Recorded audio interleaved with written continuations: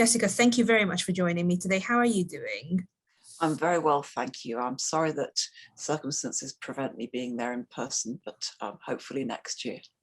Hopefully next year indeed.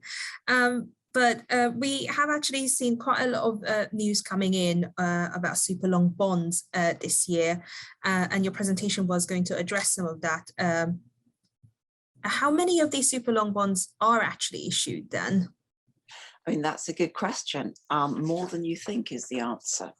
So I took a look through Bloomberg, so not a sort of PhD of research on the whole thing, but a good look through Bloomberg, and it's easy to search on outstanding volumes of bonds greater than a certain maturity. So I looked for the greater than 90-year bonds that are still in existence. And I was actually surprised at what I found. So in the USA, starting from, I would say, the 1990s, there's been significant increases in issuance to a level of about 35 or 40 billion dollars outstanding today.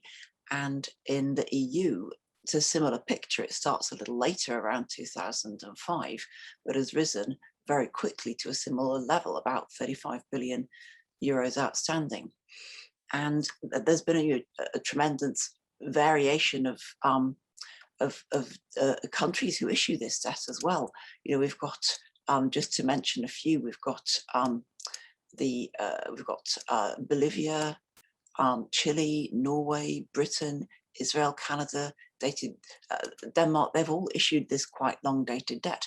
In the 1950s, surprisingly enough, the USA was issuing 40-year bonds. So there is a history of it, but you might be surprised to know how many entities have 100-year debt outstanding. They're including MIT, Caltech, Halliburton, Citigroup, Caterpillar, IBM, Coca-Cola. And in the EU, it's been a little bit more sovereign focused. So we've got Austria and Ireland, Republic of Austria and Ireland, but also SNCF, the French railway company. So more than you think is the answer. What I'd love to have found is the issuance of 100-year debt that was then defaulted on, but that's not as easy to find. I think it would be a very worthwhile project to do someday, but I haven't actually addressed it properly yet. As you say, it's hard to find out whether these things defaulted so far or not. Is it likely that these super long bonds will be honoured in full?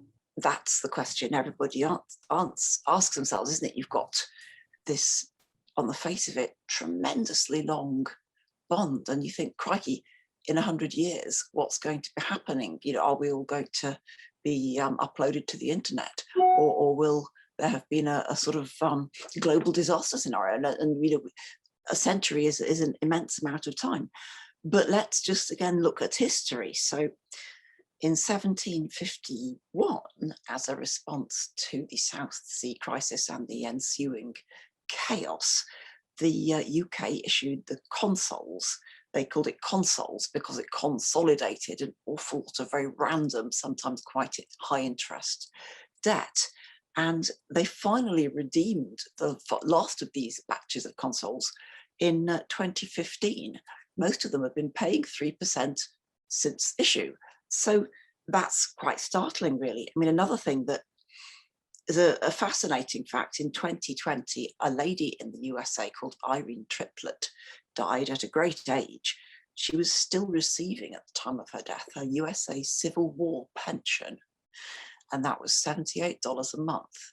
Thank God it wasn't inflation linked, or people really would have been in trouble. But there was a bit of a vogue at that time. The pensions of Civil War veterans were generous, and they passed to their wives. So there were a lot of quite older gentlemen who married very young wives as they became less able. And the actual length of obligation of the Civil War pensions was, I think, a lot longer than anybody had anticipated. But it was honoured. So in 1648, the Dutch Water Board issued perpetual bonds, last paid out on in 2015.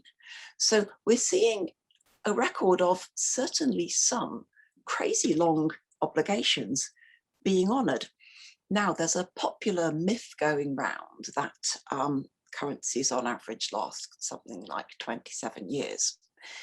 It's very difficult to find the original source of this, but it has been tracked down. There's quite a good article about it and the person who tracked it down. And first of all, it's a bit of a misquote, but it also doesn't include currencies still extant. So it's actually not a fair number to quote. It also doesn't include currencies that changed but honoured their obligations. So for example, the Italian lira would have been counted as a short-lived currency, and yet all bondholders were honoured as it changed to the euro. So it's not true that your debt is unlikely to be honoured by a transition. In fact, it often is. What I don't have is kind of the exact amount of the proportion of which tend to be honoured and which don't. And as I said, that would be a fascinating project someday. So when you say, will they be honoured? I'd say, well, perhaps this is more likely than you think. There is a record of institutions doing their best to honour these long-term obligations. That's a really positive thing to hear as well. And it's fascinating how across centuries even and decades that this sort of thing happens.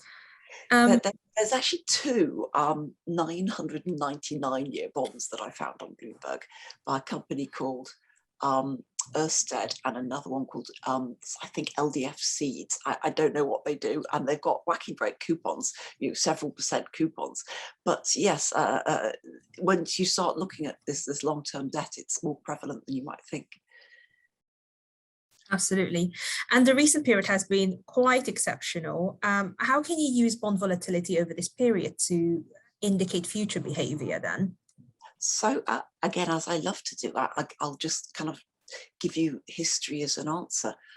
We hear that the current period is quite exceptional, but I think what people mean by that is it's exceptional relative to the post-war Bretton Woods central bank inflation targeting period. If you go to this brilliant database, which is held by the Bank of England, they have done their absolute best to give you every bit of data that was related to the economy in a readable, usable form for the last 800 years. So you've got inflation in the UK, or sometimes it's England because obviously the UK has changed a bit. But the data series goes back to the 1200s, and it's 800 years of annual inflation.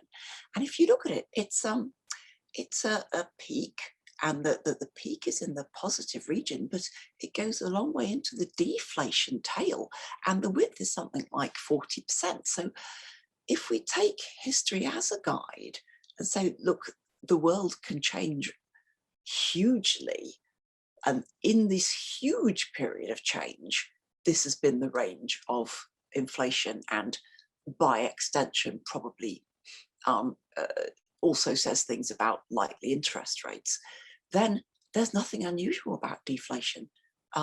There's nothing unusual about close to zero inflation. So when one says the current period is exceptional, I think we mean relative to our local norm. And actually what history tells us is that the markets can do strange and crazy things, but also people can be resilient as the market is doing these strange things. Jessica, thank you very much for joining me today and for sharing your thoughts. Pleasure, absolutely.